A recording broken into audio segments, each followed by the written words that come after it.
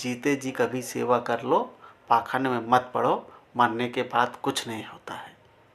आज जब इन पाखंडियों और मनुवादियों की पोल खुल चुकी है और हमारा बहुजन समाज कुछ जाग चुका है, तब उसको पता लग चुका है और ये गाना भी बहुत फिट बैठता है कि कभी प्यासे को पानी पिलाया नहीं।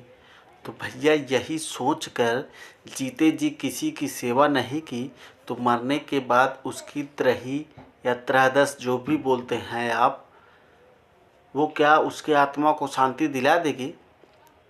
जबकि साइंस मानता है कि कोई आत्मा नहीं होती। तो इसी पाखंड में आप लोग पड़े रहेंगे। हाँ, जो लोग पाखंड से निकल गए हैं वो लोग तिरही बंद कर दे रहे हैं करना अपने घरों में। क्यों?